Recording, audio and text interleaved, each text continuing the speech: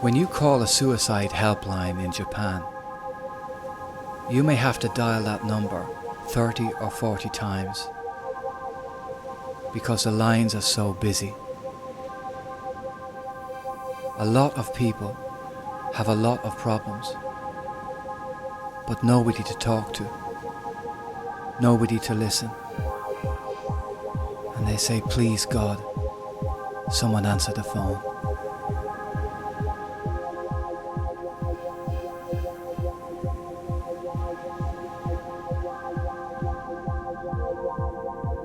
I dream of a war on suicide, but I don't even know who is the enemy.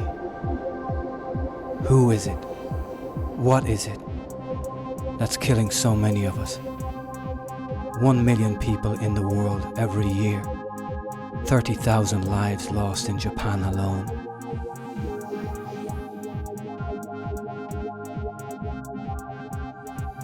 I don't know what I'm doing. I just know I have to do something. In Japan, nobody dares to talk about the causes of suicide or how to fight them. But manuals teaching you how to kill yourself sell over 1 million copies.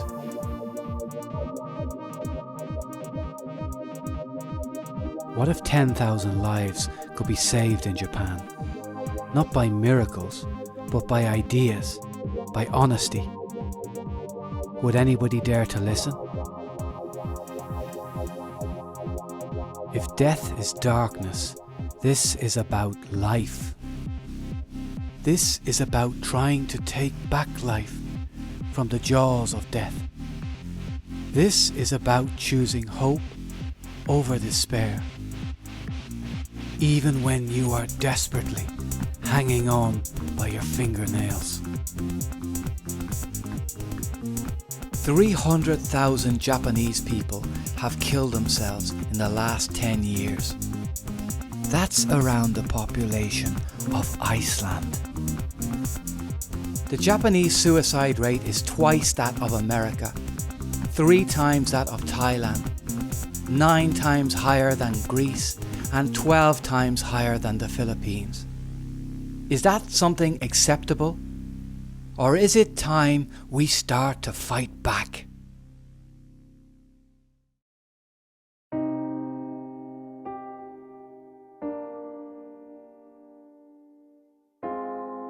One year, driving around Tokyo, asking so many people the same question again and again.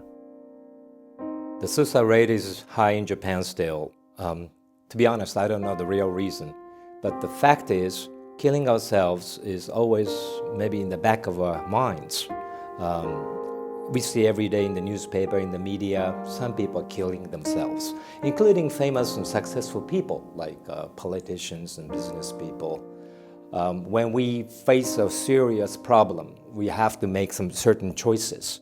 And one of the ultimate choices that we may make is killing ourselves. 日本人の自殺の一つの傾向はね、非常に暗示、サジェスティブに弱いんですね。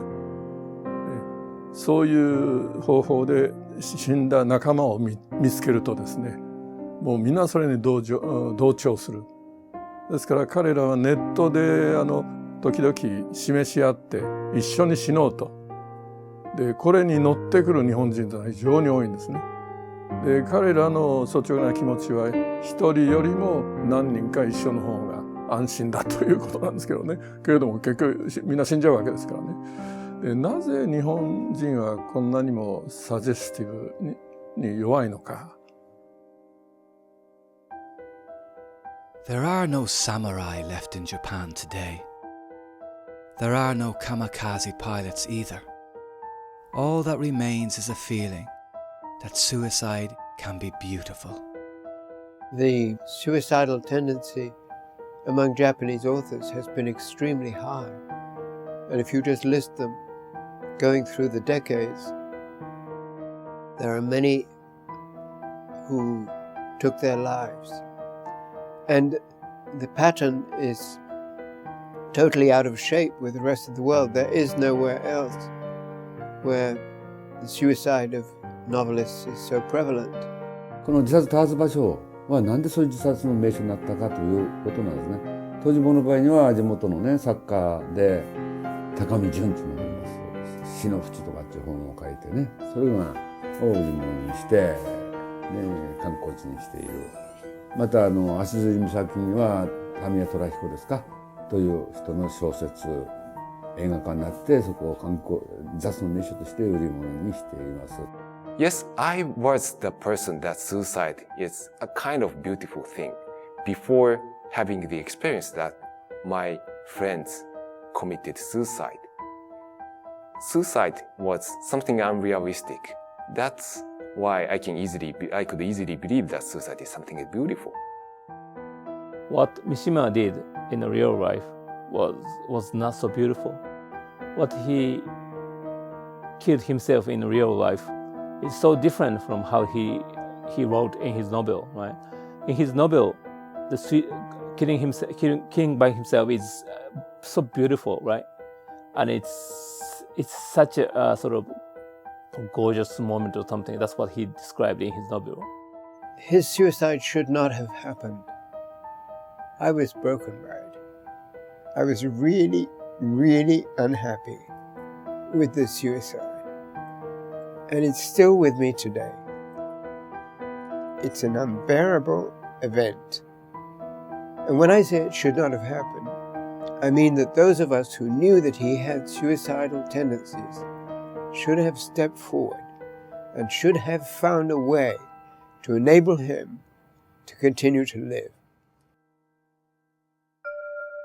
Talking about the book publication, I was stunned to find How to Kill Yourself, in which the way how to put your hanging ropes, how to make it, all the details. I think it's quite natural to have such manual of how to kill yourself, because if I decide to kill myself, I don't want it to take so much time to until I totally die, right? Because I don't want it to suffering from pain or something. It was like a teenager's room, and unusually for Japan, he had like a bunk bed. He was half naked, wearing pajama bottoms, on the bed with his back facing me. His back looked kind of pink, and he looked like he was asleep. And there was like a piece of paper attached to his back, and I didn't really pay attention to it. And for some reason, I felt like I should wake him up and see what's going on. And as I was about to do, the detective stopped me and told me, "Hey, stop, move back, do not touch that kid." And when I looked at his back, written on the paper was, "Do not touch, fear of electrocution." And looking from the side, you could see that he had taken wires and sort of plugged them into the sockets, the plugs of the wall, and taped them to his chest and had electrocuted himself. And there was a kind of like slightly unpleasant acrid smell. Like I guess it smelled a little bit like burnt bacon. I don't know how to describe it. And the detective showed me a copy of the book. It had been marked with a fusen, which is like, I guess, a post-it in English, at the section for electrocuting yourself. And the detective said, I'd like you to write about this because I think this book is a really horrid thing. And that parents should know that if they see their kids with this book, that they may seriously be considering suicide, and that they should talk to their children and explain to them suicide is never a very good answer. And I agreed with him. 私は去年1年間約80件の自殺者の葬儀に立ち会ってきました。ご遺族から一人一人お話を聞きました。ほとんどの方は、その本の存在を間接的に何らかの形で読んだことがあるないは別としても存在は知ってました。そして私は数百件の死にたい、辛い、もう生きていくのが耐えられないって方の相談を受けましたけれども、ほぼ全員がその本の存在を知ってました。やはり何らかの影響は確実に及ぼしているかと思います。It whispers in your ear, kill yourself, Are you tired? Are you overworked? Are you burdened with problems? Wouldn't it be nice to go to sleep and never wake up again? I mean, that's kind of how one of the chapters runs. It makes suicide seem like an appealing solution. And by rating the levels of impact and, the lethality and the amount of pain involved, it appeals to various different kinds of people as to, how do you want to kill yourself? Why do you want to kill yourself? Do you want to kill yourself and cause your family great distress? Well, then jump in front of a train because the train company is then going to make your family pay huge damages. The problem with most people who kill themselves is very short-sighted. Are there some part of their brain that thinks they're going to be around to enjoy the funeral or the whole commotion that's created by their own death? Or that they'll know how much they were loved, or that their girlfriend will realize they love them, But when you're dead, you're not around to do that, unless you believe in ghosts, and even then, what do you do after that? It's not like you can come back and reclaim your body. I think media, particularly TV stations, why they are reporting the specific name of the victim and the way how they killed themselves, these things are just intriguing somebody who wanted to kill themselves. They love news stories like this. Somebody goes on front of the train, they're hit by the train, their body flies in the air, off the track, in through the convenience store window, injuring 3 people reading magazines inside. That is sensational. People enjoy that. But if you want to do something to stop train suicide, that's not interesting. We're not interested in it at all. マスメディアに自殺のニュースが出ると、次の日は自殺がポッとどこでも出てくるけど、日本は桁が違うんですね。100人、1000人。で、それはね、やっぱりこれは日本人のメンタリティでしょうけれども、やっぱり良くも悪くもやっぱり隣の人のやってる方法をみんな真似るというかですね。They regard suicide as the way to entertain audiences. メディアの中でもう首をつって亡くなっているシーンとか飛び降りるシーンとかも当たり前に出てくる、その部分がかなり放置されているので、自分でイメージしやすいと思うんですよね。亡くなり方、首をつるっと飛び降りるとかですね。そこそ尿が出たり、もうよだれが垂れたり、涙がとかですね、首をつって亡くなった時には、そうした体に損傷というか、ダメージができるんだというようなことは、今それほど語られていない。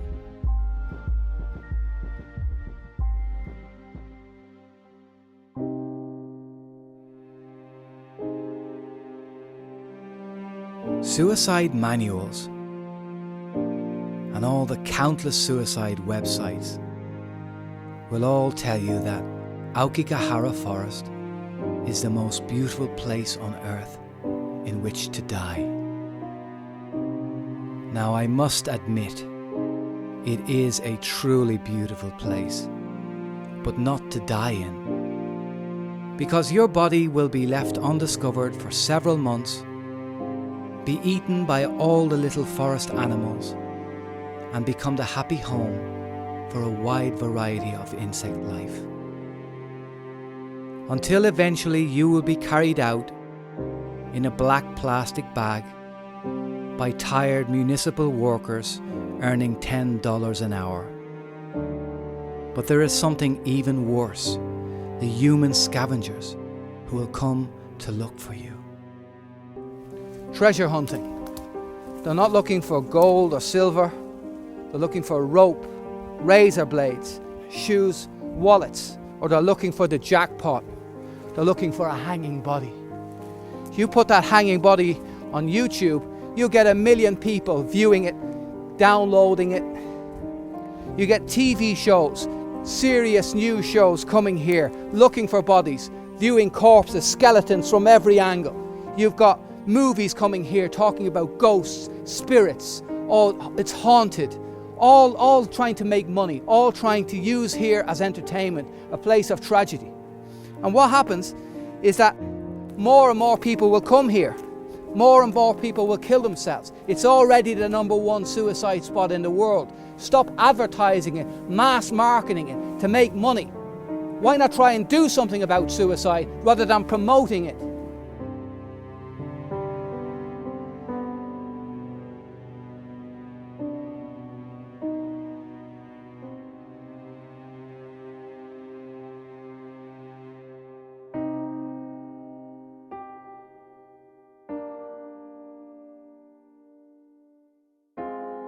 You've lost your job, you've been cut in all of the employment cutting that's going on, but you still have a mortgage with 20 years left to pay.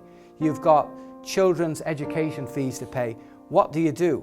Where you go, you get the solution is here. It's very easy.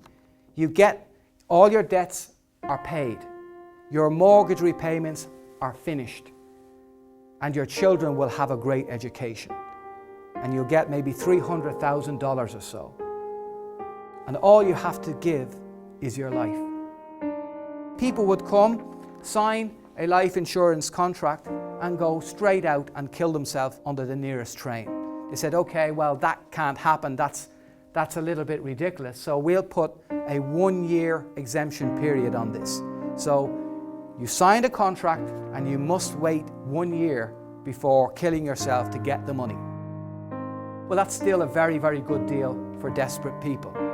So the suicide rate spiked on the 13th month. The insurance company said, okay, well, what if we have 2 years exemption? So you signed a contract, you can't kill yourself for 2 years, the 25th month. Why is it that life insurance companies pay out on suicide?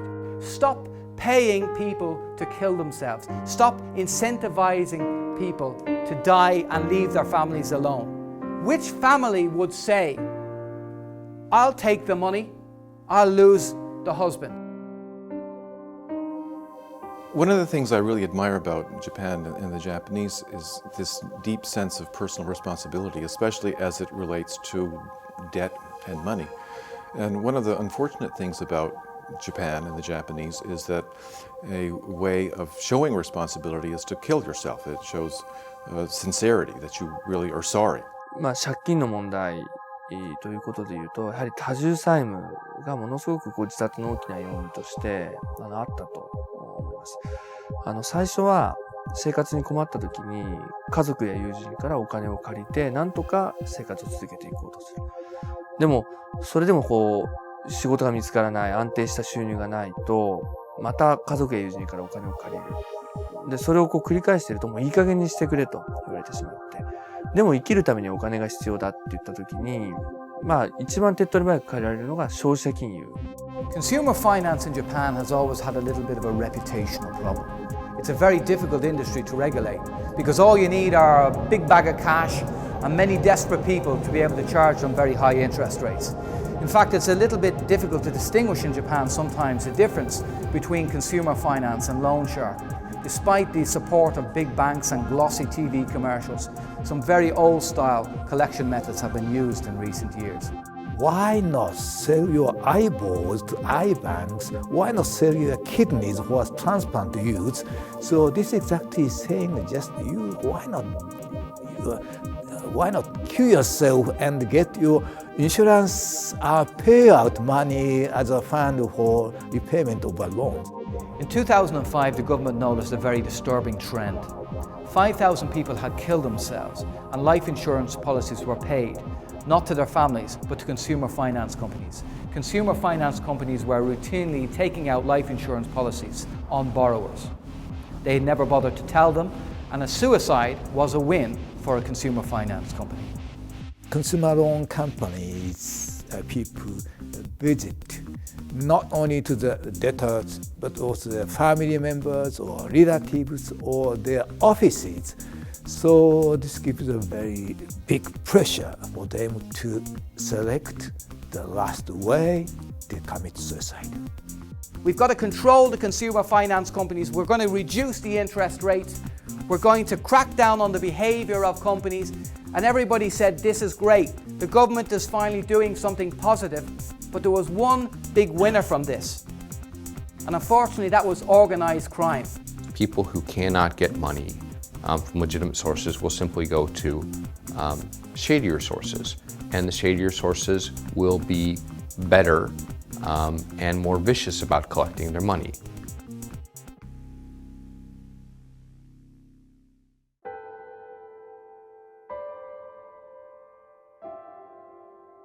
夕方5時ぐらいになると自分の担当している仕事はもう大体終わりましたと。で5時半になれば本当は帰ってもいい時間ですと。でも周りを見るとみんな残業をしてます。仕事はそれぞれあるようです。で自分の上司も仕事をまだやってるようですと。じゃあそういう時に多くの日本人はどうするかというと、お付き合い残業というんですか、自分が本当は仕事はないんだけど周りがなんとなく帰るような雰囲気じゃないから、そういう空気じゃないからそのまま一緒に残ってしまうと。でもちろん建前としては最近では早く帰りなさいと、過労死になると良くないからとか、家族との時間をもっと持たなきゃいけないからというのをみんな建前ではよく言うんですが、そういうのを実際に真に受け取ってですね、じゃあ早く5時半ぐらいになったらもう帰っちゃいますというふうにするとですね、後で陰でですね、誰かあいつは誰々君はすぐに帰ってしまうよねと、周りの空気を読んでいないよねというふうに言われるのがオチなんです。 Nobody kills themselves in a right state of mind. Nobody calmly says, you know what, I think that's enough now. I think it's time to kill myself. I've had enough of life. It is always an element of mental illness. It is always an element of depression that forces people to do that. 2/3 of all depression comes from a trigger, from a pressure, from I can't get enough sleep. I'm being overworked. I'm being bullied by my boss. I'm being forced to work these terrible long hours. I'm being given impossible goals that I can't do. I'm an inferior person. I'm a failure in the company, and I just want to get out. I can't take it anymore. I just can't take it anymore. Again, this hierarchical male chauvinistic society that's killing them, oppressing them. メンタルが調子悪くなって会社を休んでしまうとか、いわゆる勤怠の不要に関してはやはりまだ多くの特に中高年の社員から見ると性格が弱いとかですね、努力が足りないみたいに取る人はやはり結構多いです。これが日本の職場の現状だと思います。A Japanese taxi driver will never try to cheat you by taking you the long way to a destination. He goes the wrong way because he just doesn't know where he's going. He's probably working a 30-hour shift and is living a life he never expected or wanted. 友達にもですね、会社の同期にも元会社を経営してたっていう人が何人かいるんですね。でやはり不景気で会社が潰れて、そうなるともうほとんどそういう人たちっていうのはスキルがないので、また年も年なんで他の会社で雇ってくれないかといっても、それこそコンビニのバイトなんか雇ってもらえないし、だから結局こういう、タクシードライバーの仕事っていうのは年齢も関係ないし、ある程度地理を知っていれば、あと運転ができれば基本的にお年寄りに限らず若い人たちもにとってこの時代っていうのは自分が何をやりたいか、やりたいものを見つけることができない、夢を見つけることができない時代だそうです。だから自分の存在価値が見出せない。僕はやっぱり自分が何のためにここにいるのか、何のためにいるのかっていうことを確認できる何かが彼らには必要だと思うんですね。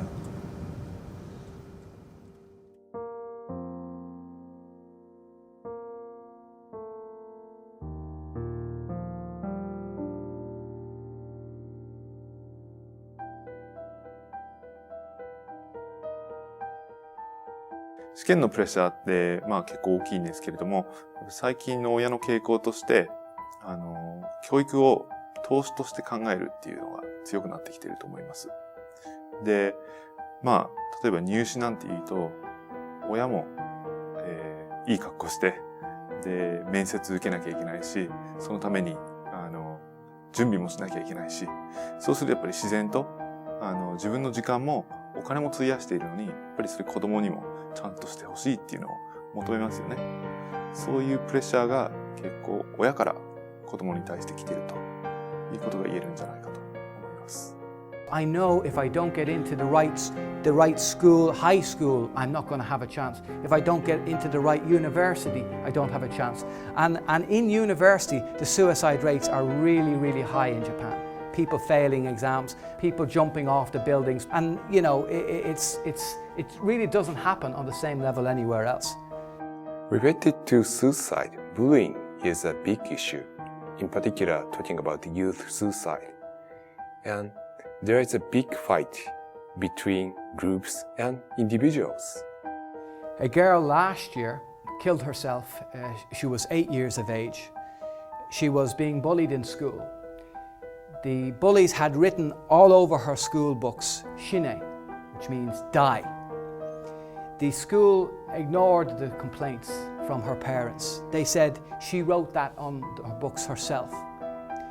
She hung herself in her bedroom with a towel, and only afterwards then the school comes out with an apology. It's always too late in the case of bullying.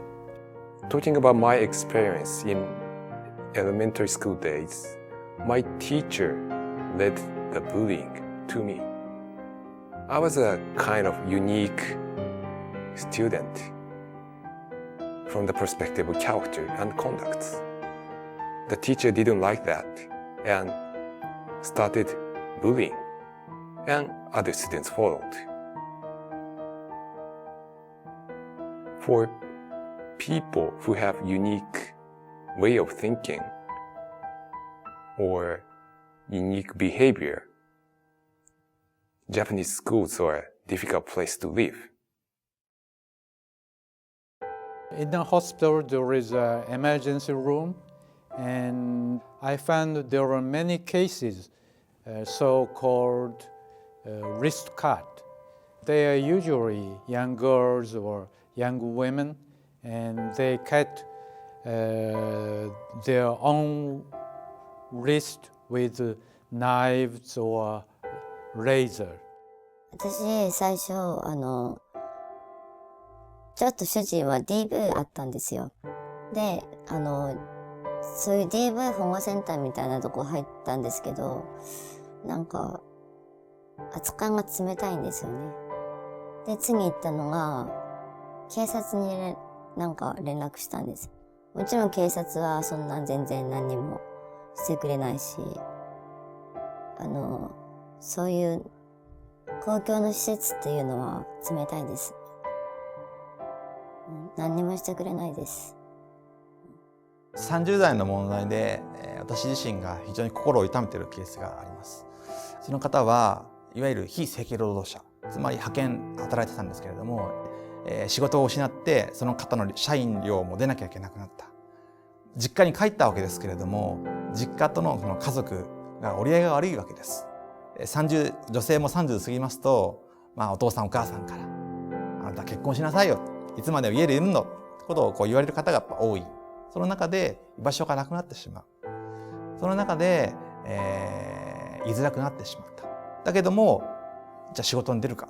でもなかなか今仕事がないと。その中で気分がうつうつとしてしまって鬱になってしまっていわゆる引きこもってしまった。部屋から一歩も出られなくなってしまった。当時付き合ってた彼氏からも殴る蹴るっていわゆる DV ドメスティックバイオレンスっていうことを受けてますます人間関係が不信感になってしまった。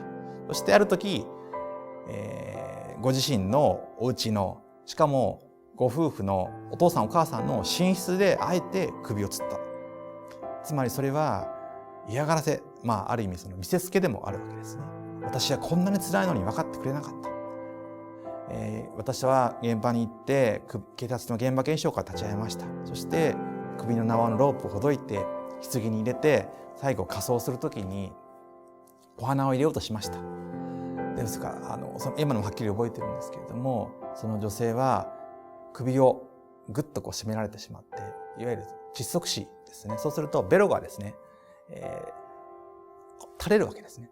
つまり私たちが走る時に息苦しくなる時、そういった形でベロが垂れてしまってですね、ちょっと顔がちょっと強烈な顔だった。それでお母さんが棺の蓋を閉める時に、我々お花を入れさせてくださいということを言うわけですけれども、すいません、もうちょっとお顔がね、できれば見せたくないので、もうお花も結構です。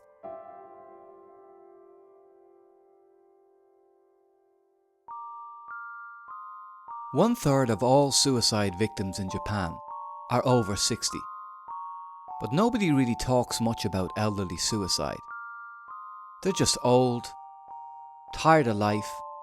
What's to talk about? The challenges after retirement. Number 1, no place to go every day.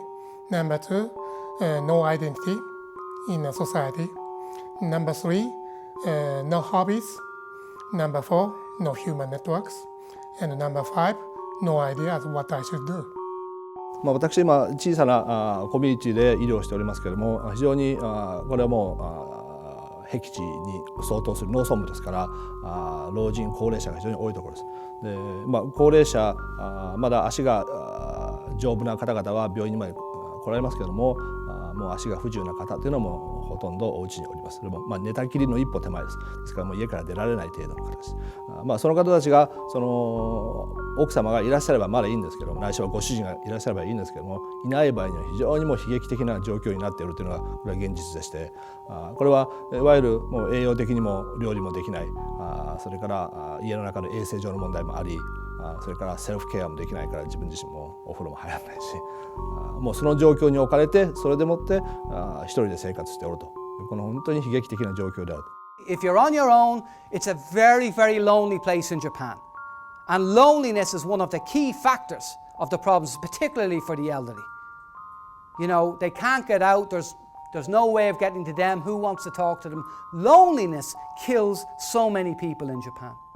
実はうつ病で私はもう死にたいですとは絶対に言いませんから、おそらく来た時にはどうも肩が重い、夜が眠れません、元気ないんです、頭痛がいつもして調子悪いんですと言いますから、そういう時に我々医者としてはそれがただの頭痛でないことを早く気がついて、家庭の状況を把握するような質問をすることによって早く発見をする、マスクと仮面うつ病という言葉がありますけれども、そういったものを早く早期に発見して何らかの対策をする、それが一つはお話をするカウンセリングということでもあり、必要であれば薬物療法というのを早めに始めるということは僕はぜひともしなきゃいけない。I often talk with my wife. If we suddenly get a stroke or something and paralyzed and live on chairs and always need children's help, care, it won't be meaningful to live long life if it causes others some trouble. And most likely, normal person will start to think, maybe I should disappear from Earth, so I won't cause trouble to loved ones.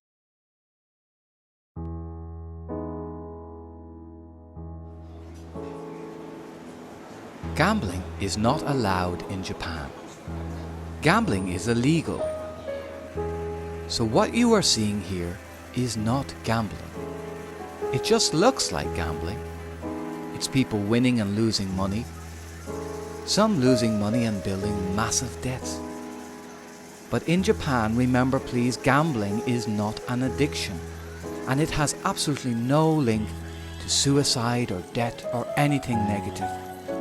It's all about happiness, especially for the elderly, who really enjoy spending 7 or 8 hours a day watching all the little pachinko balls falling and saying, "What a wonderful life I have." But please, as this poster says, don't leave your child in the car when you're gambling, because they will be cooked alive in the summer heat. Alcohol linked to suicide in Japan. How dare you even suggest that? In Japan, alcohol makes you feel better when you're lonely and depressed. And a bottle of whiskey can help you think more clearly and get your life in order. Nobody ever does anything stupid when they're drunk and depressed. And on TV, all the big celebrities will tell you, Come on, have another beer. It's the summertime. There is really no facilities whatsoever for trying to cure alcoholism here. No statistics exist on the subject. The journalism world doesn't cover it at all. I've probably seen not more than 2 stories in 50 years on the problems of alcohol.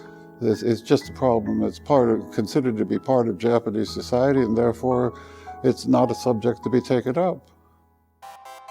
私は東京都の新宿区というところに住んでいます。新宿というところは繁華街があって、歌舞伎町、東京の歌舞伎町っていうところがあって、全国から、いろんな方がこう働きに来る。そして歌舞伎町っていうところは、繁華街であり、当然水商売や風俗があったりします。東京都の統計を見ると、新宿区の自殺に関して言うと、20代、30代の方が非常に多いんですね。特に女性に関してはやっぱりそういった20、30代の方が多いわけです。それは他の区ではなかなかありえないことなんですね。なぜ新宿区で若い者の女性が自殺が多いかというと、当然こういうことが考えられます。私は去年女性の新宿区の方の葬儀を何件かやらせていただきましたが、やはり夢を持って地方から出てくるわけですね。そして何かしらのきっかけで夢が破れ、風俗とか水商売で働くわけですけれども、また男性に騙されてお金をむしり取られたりとか、何らかの事情で病気を持ってしまったりとか、その中で将来を悲観して、飛び降りたりとか、薬を飲んでしまったりとか、自殺をする方が非常に多い。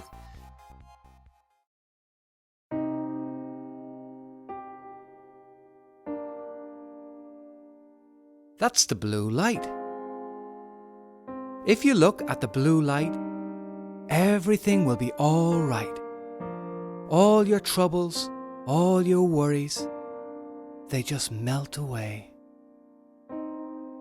It's a cheap form of suicide prevention, like happy paintings on the walls of stations. And to be honest, I thought blue lights were a complete joke. But early results are showing a dramatic fall in the number of suicides at the stations with the blue lights. Nobody can really explain why, but blue lights are working. Trains seem a particularly effective way to kill yourself, but statistics show that 40% of all train hit victims do not die. They're just horribly injured. They lose their legs, they lose their arms. Pity the train drivers who are left haunted by what is known as the last look. Eye-to-eye contact, the split second.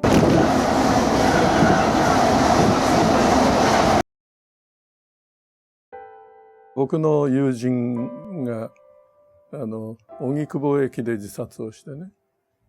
で、もう10年前ですけれどもね、その時の請求額は600万です。で、その後、JR の人と親しくなって、JR のホットラインを僕ら引き受けたもんですからね。で、なんと JR にはですね、人身事故担当の課長がいるんですね。で、その課長に聞いたら、一度人身事故が起きると、だいたいね、全体で7000万ぐらいの損失だそう。それはお客さんが他の路線に行ったり乗らないから。で、それプラス遺体の処理とかね。で、600万っていうのは遺体の処理に関わる経費だそうです。それを請求してきたんです。で、家族が全部払ったんですけどね。日本の社会常識ではやっぱりそれは遺族の責任ということになるんですけどね。For those who kill themselves in rented apartments, their parents can expect a large bill from the landlord because evil spirits are supposed to have frightened away other tenants. だいたいお祓いというのはイーブルスピリットがそこにあるという認識でしょ。で、なぜ自殺だけがイーブルスピリットなのか。で、これはもう大変な人権侵害であり、差別の最たるもので、僕はそういう認識は許せないと。ですから少なくとも裁判所はね、お祓い料の請求はね、これは人権に反するという判断で僕はね、却下すべきだと思うんですね。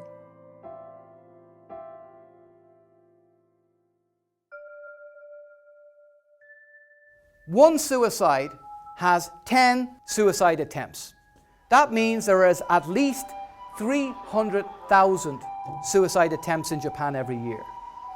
That means that there's a lot of people who have tried to kill themselves that are going to the hospitals.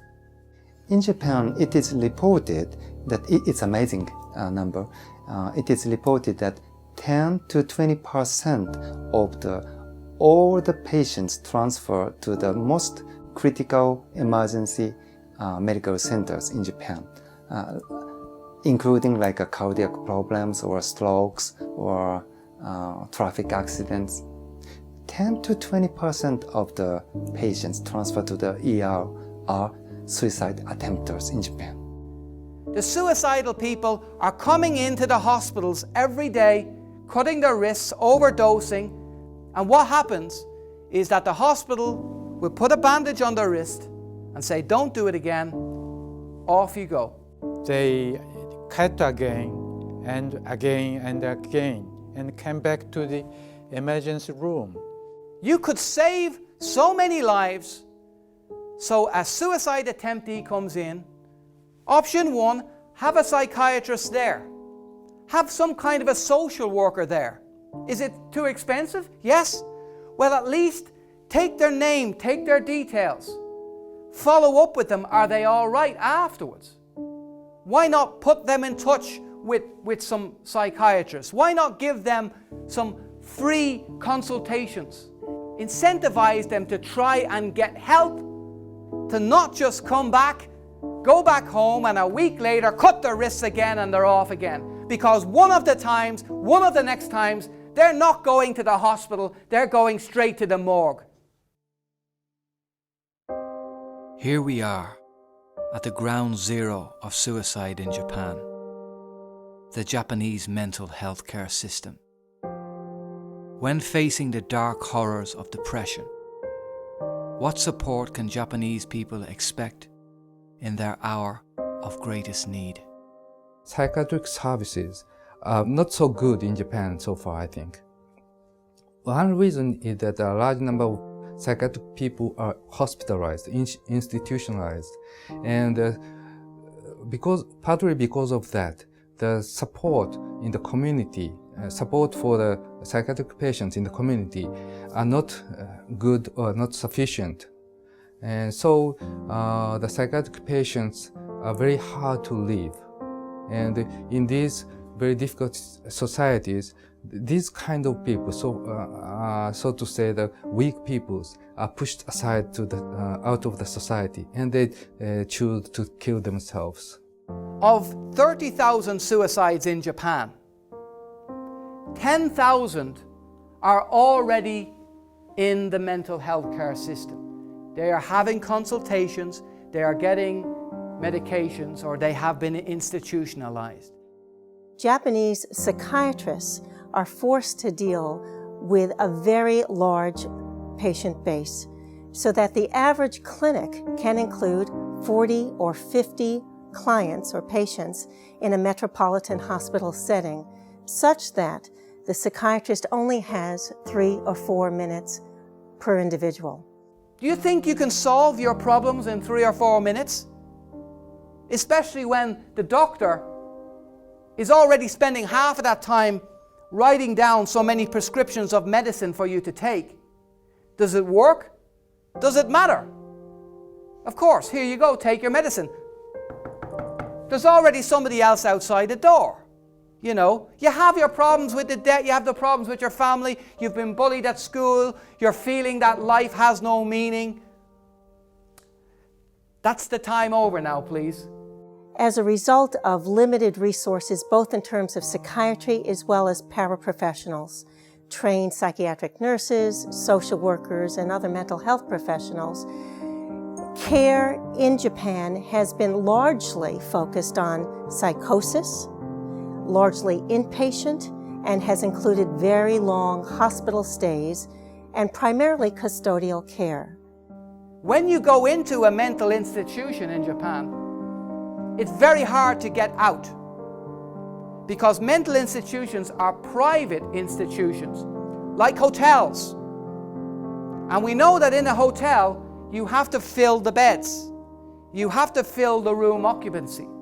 Physicians have to rely unduly on high doses of multiple antipsychotic medications, which is really very unusual. So the kinds of treatment that one might expect in the West, individual therapies, group therapies, milieu therapies, simply don't really exist yet in the inpatient psychiatric settings here.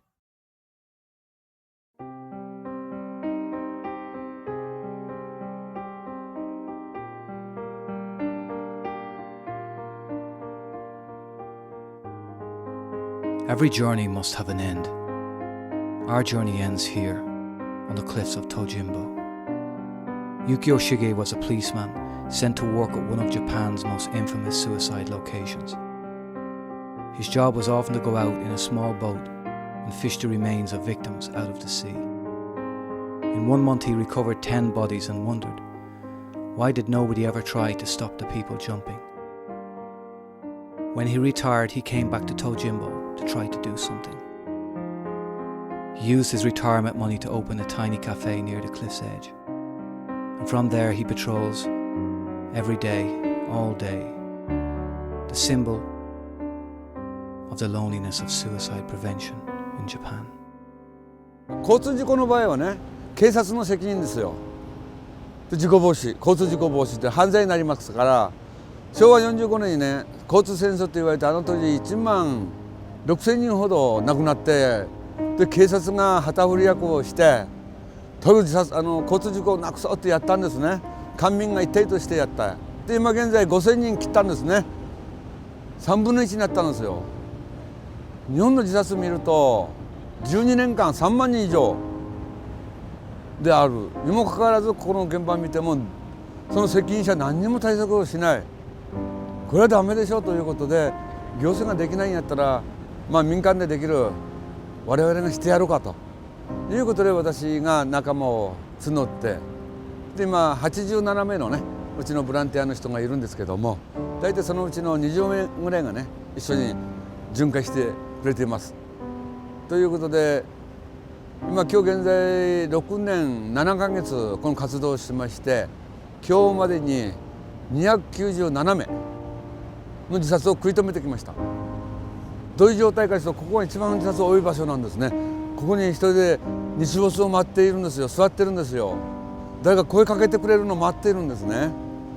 そんな人がいて、でその人たちに声かけて、悩み事何話をお聞きして、でその悩み事を解決する、そのお手伝いもやってます。ということで皆さんね、今297名ですけども、この中の4人だけかね、あと亡くなったんです。他の人たちはみんな元気で再出発しています。誰も死にたくないんですって、助けを待ってるんですって。なんでそこに手を差し伸べないか。国民の命って国の財産でしょ、宝物でしょ。みんな助けてくれって言うてるんでしょ。なんでそこに手を差し伸べないの。分かってきてあっち向いてるってこと、それは犯罪です。保護責任者生き罪そのものなんですよ。ここで30年間に646名の方がここで飛び込んで亡くなってるんですよ。646人ですよ。わずか3カ所なんですよ。ここで飛び込む場所、その3カ所何とでもできるでしょ。それ何とかしてくださいって言うてるんですよ、地元に対して。しかしここは観光地だから、何を言ってるんですよ。お金持ちだから、金儲けのために人の命関係ないの。そんなもん犯罪ですよ。殺人罪と同じなんですよ。もう答えで出てますね。何をしたらいいかって分かってます。しかしまだしようとしない。私は許せないと思う。